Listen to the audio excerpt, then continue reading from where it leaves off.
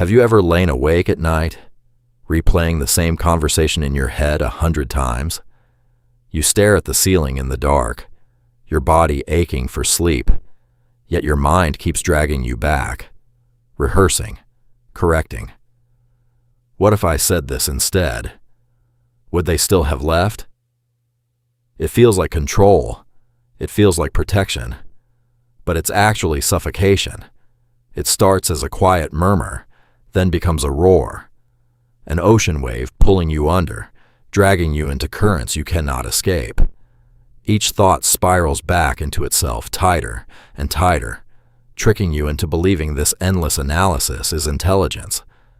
But the longer you search for clarity, the further it slips away. Your throat goes dry. Your chest tightens. You're breathless, as though the air itself is being stolen from your lungs. You remember the exact moments this inner cage was built. Sitting at a classroom desk, wondering if you were stupid for raising your hand. Walking home alone after a fight, retracing every word to see if the blame was yours. Those mind games felt harmless then, necessary even. But as you grew, the mental noise grew with you. To understand the true darkness of this state, you have to go back to the fragile soil of childhood. Have you ever seen a child with weary, hyper-vigilant eyes, always waiting for something to go wrong? That was you. But let's look at what was actually happening back then, when your caregivers were inconsistent, sometimes warm, sometimes volatile, sometimes deeply critical.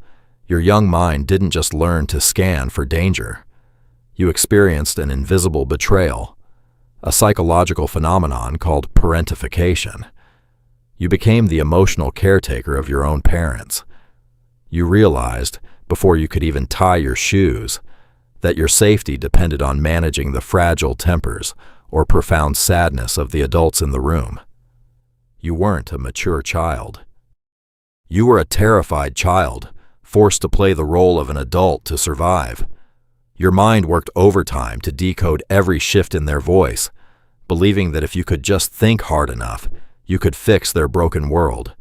You carried that impossible, backward burden into adulthood, and you are still trying to fix things that were never yours to control. This childhood survival mechanism built a dangerous camouflage. You no longer just scan your parents' moods. You scan the entire world. Everyone becomes a hidden trap waiting to betray you. People mistake this chronic anxiety for intelligence, don't they? They praise your thoroughness, your attention to detail. They have no idea that beneath your forced smile, you are utterly exhausted from carrying 1,000 imagined futures. What they see as wisdom is just a prolonged trauma response. Behind the mask, your mind is screaming. The kid who decoded sounds in the dark is now the adult who panics at every sudden silence in a conversation. You rewrite an email 10 times before sending it. If I misplace one word, I ruin everything. You question every glance, every pause, every unread text, desperately searching for hidden rejection. You tell yourself you're just being responsible, but in reality, you are dragging invisible luggage so heavy it bends your spine. But why does your own brain treat you like an enemy? Cognitive psychology calls this rumination, but biologically it hides a much darker secret. Your prefrontal cortex, the planning machine, gets hijacked, while your amygdala acts as a faulty smoke detector, screaming that the house is burning down when there is no fire. It floods your veins with adrenaline, keeping you frozen, heart hammering in the dark. But here is the terrifying twist that neuroscience rarely warns you about. You have developed a chemical addiction to your own cortisol. After years of living in a state of high alert, your nervous system has rewritten its baseline. It now mistakes chaos for safety and calm for danger.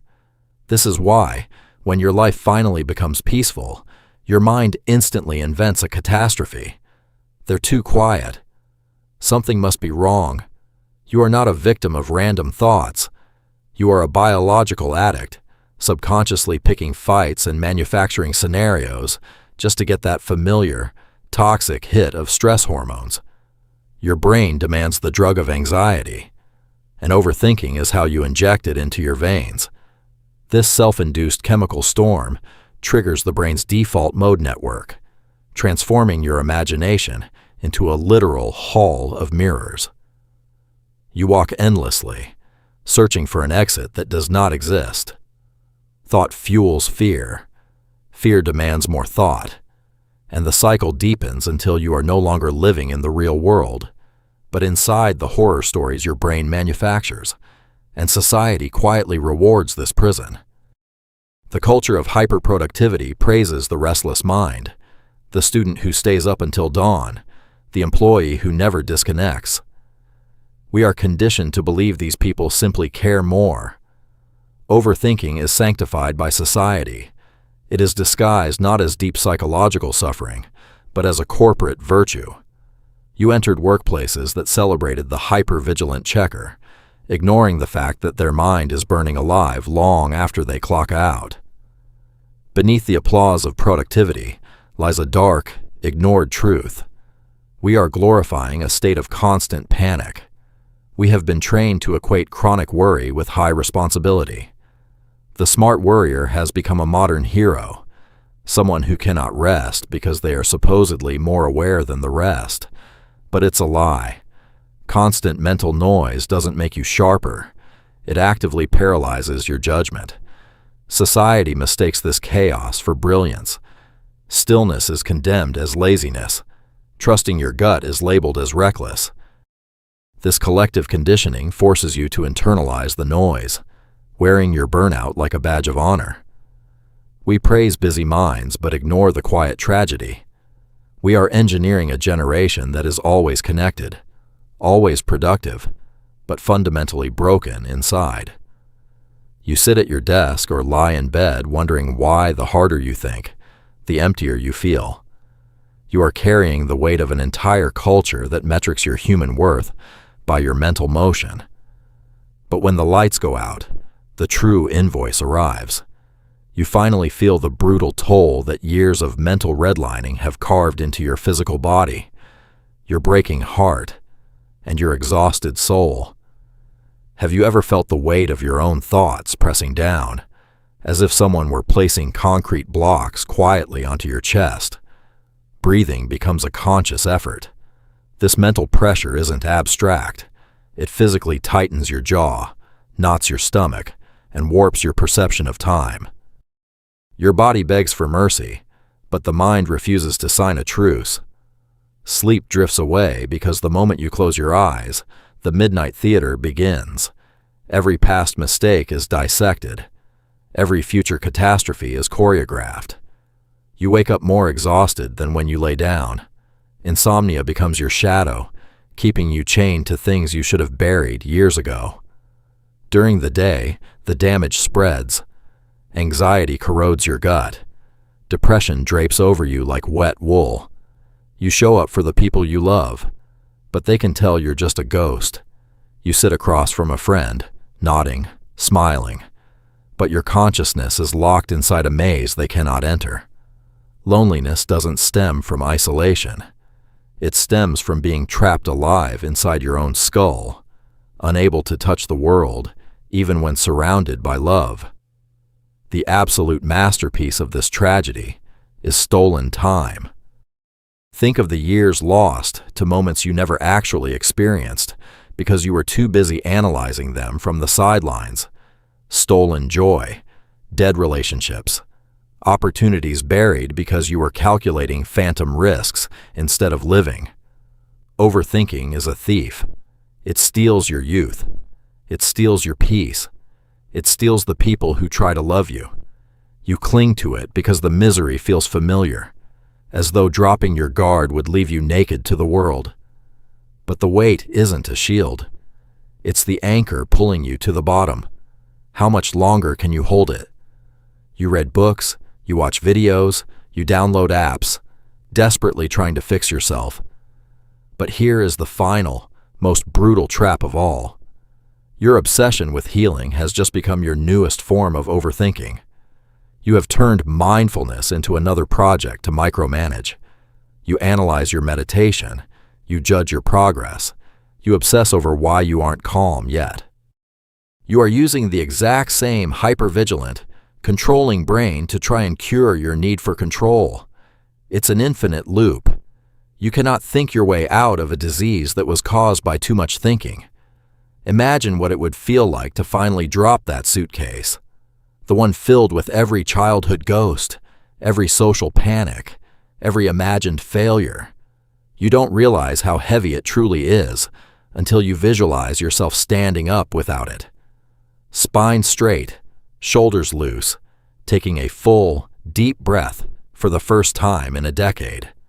Escaping this loop doesn't mean killing your thoughts or achieving some perfect, enlightened state of Zen.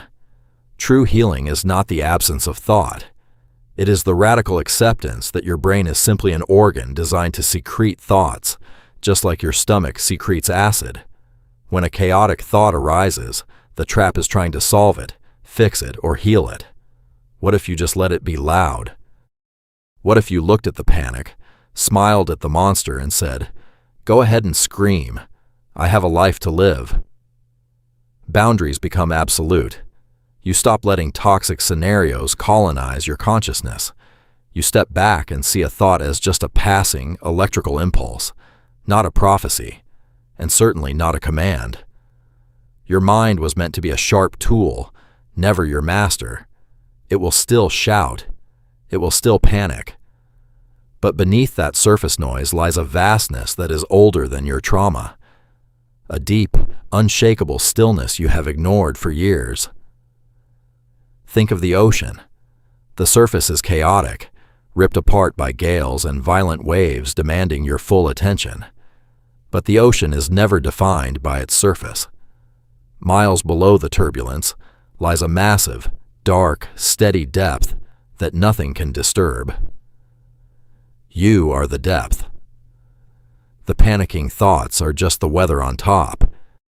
The ancient Stoics called this the inner citadel, a fortress inside your chest that remains completely untouched, no matter how the world or your mind rages.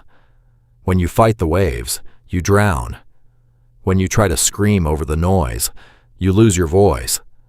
But when you learn to float, when you let the anxiety rise and fall without grasping, the architecture of the prison collapses.